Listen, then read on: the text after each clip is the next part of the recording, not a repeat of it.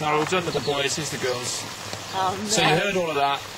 What is your best memory in a race that you've swum in? That's a tricky one. Maybe winning Europeans last year, because I hit the lane ropes that many times that afterwards we watched the race analysis, we watched the video. Ben was like, Liz, I think you did about 220 metres in that race. Everyone was like, what were you doing? I had the sun in my eyes, and so I was kind of squinting, I have one eye closed. My eyesight's not great anyway, and yeah, I took out a few lane ropes on the way, but obviously still managed to come away with the gold, so that was a pretty good one for me. Mine will have to be Europeans in 2006 in Budapest, where it was my first senior competition. I was swimming the freestyle leg of the medley relay on the last day, and I didn't think we had a hope in hell of winning it, to be honest, and I ended up going in against Bruce Stefan, who was just broken the world record a few days earlier, and I was this 15-year-old girl who didn't really know what I was doing, and I managed to just hold her off, and we got the gold medal, and that's always stuck in my head, because there's 3 other girls that I got to celebrate it with, and it's so much fun to be just part of that team and do something that was unexpected. That's always lasted in my memory as my favourite swimming one. So the boys have talked about how many people are now winning medals and getting in finals, and you just said it's really great to share these experiences with your teammates. Not just in the relay, presumably, but if you swim an individual, and you can share that with everyone else, can you? Yeah, definitely. Everyone gets right behind anyone that wins a medal. It's just like everyone's so proud of them and so happy for them. It's fantastic, and I think that's another good thing about the team that we're on. No one has any doesn't like anyone else. Everyone gets on so well that it's just fabulous to be able to take part in something and enjoy it with everyone else. And yeah, it's I think fun. me and Fran have always said, like, with some people, especially people obviously that you're close to on the team, you feel it when they're racing as well. Like, I get nervous sitting and watching other people race because I'm so like excited for them, and then afterwards you feel proud of them or whatever it might be. And it's just, I don't know, to have those emotions for other people as well. You go with the highs and the lows of the team, or whatever the team's doing, you're kind of doing. People always are going to watch this and say, wait a minute, if you're friends with someone, how can you really be rivals with them? But this generation of swimmers seems to be much friendlier with the people they're racing against. How do you separate friendship from rivalry?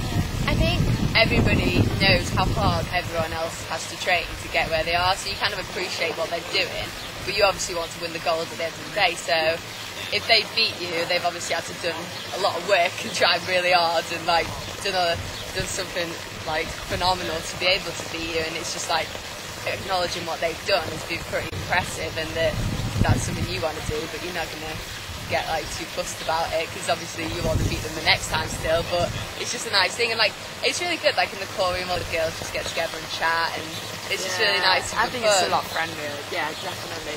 I get asked this a lot because obviously I race against Gemma Spofford and we're quite good friends, like outside the pool and stuff. And everyone's like, you know, how when it comes down to it, how can you kind of go head to head and want to beat each other? I'm like, well, when you get in the pool, it's just another competitor. You know, you've got your own lane, you focus on your own race. That's all you've really got to think about. Everybody else in the lanes next to you, they're just other competitors when you get to that stage. And as soon as you get out and afterwards, you know, you're kind of giggling about it again and you're having a laugh and, you know, you're clapping each other on the back and things.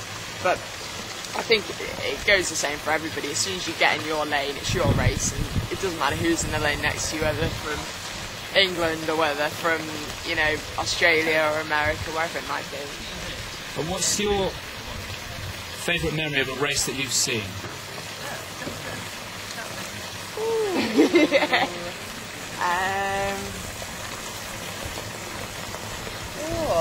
That's a really difficult that is one. There's so many well. good races. I think we need to think about this. One of the best ones for me was, I know Liam said it earlier for himself, but was Liam's 50 back at the 2009 World Championships, because like I hadn't really been in the group that long. I'd only been in the group kind of a year by then, and then just to kind of see somebody do something that incredible and that amazing, and somebody who I knew really well. I mean, obviously, you know, we see Phelps do it, we see people do it all over the show, but I don't know them. You know, they're not somebody that I go up to and feel comfortable just going and having a chat, or, you know, going and taking the mickey out of. But with Liam, you know, it was just so cool to kind of to see him do that and know that he's part of our group, part of Team GB, and just, you know, to be his mate and to have him do that. You should go up to Phelps because he keeps asking after you. Wow, what can I say? I think that I'm going to have to say in Beijing when I watched Becky and Jojo win their medals, it was incredible. It gave me goosebumps watching it, and the fact that it was so close at the end, and like there was like so many of them in a line, and it was just like we just all stood there screaming, and like when we looked up and saw the scoreboard, saw how happy those two were, and it just gave me goosebumps, and like I had like a little cry how happy I was for them and stuff. But it was just such a cool thing to see someone on your team achieving something so great like that. So tell me we asked the boys the same question. Tell me some of the sets that you really enjoyed getting stuck into. And you think when you're doing it, this is really going to help me when I'm in the race. I think, well, some of the sets that are really going to help you when you're in the race aren't the ones that you usually enjoy too much. They're usually the hardest ones. I think, you know, even while we've been out here and stuff, we've been doing quite a lot of like speed work and race pace stuff. I mean, we did quite a cool relay this morning that we all did 10.50s at max, but in between, obviously there's 10 of us in the group, so in between each one we had time to do a recovery 200. So in the end we had, you know, 10.50s at pace, but a bit of recovery in between. So that was kind of a set that I thought it was quite tough, you know, getting out after each one. We didn't have that much time to do the easy bit in between.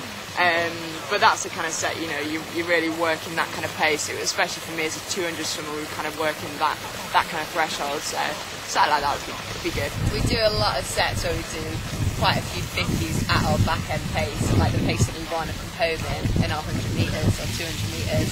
So we do a lot of 50s, like off a turnaround, like 6, then 4, then 2, and we turn around the creases, and we have to hit the same time for them all. And those kind of sets, you're actually thinking, right, I'm doing something that I want. It's like putting into practice that you want to do in the race. So it makes me think, if I can do this in training and hit these times in training, it gives me more of a bit of confidence going into the race that I've already done it so many times before in training to be able to do it in the race. So the sets you do this morning, 10.50s for example, you'll go one after the other. What times do you need to go on a set of 10.50s with quite a long rest? Not that much rest, but stand-up 50s. Well, we had to descend the times this morning, so we did the first 4, we had to go a certain pace, and we had to go 3 at a slightly faster pace, 2 at a slightly faster pace, and then 1 that was just absolute max. And we all had kind of target times. I think Fran went from 29 down to 26 or something on freestyle, and I went from 31 down to 28 on backstroke. Obviously you've got a relay takeover in there as well, so it's not quite as fast as it would be if you were just pushing off. But a set like that, I think it's just, you know, especially at this stage of the season, it's a fun set as well. I mean, it is tough. You've got to work really hard, isn't it? You're not going to go those times unless you're putting in a lot of effort. But at the same time, you know, you're shouting each other on, you're having a good time. You obviously we're out here in the sun and stuff as well, which always helps, always makes you feel a little bit better in hard sessions. Now you both came up through the ranks, you were both picked out in Bill Sweetenham's programme. A lot of people know the story.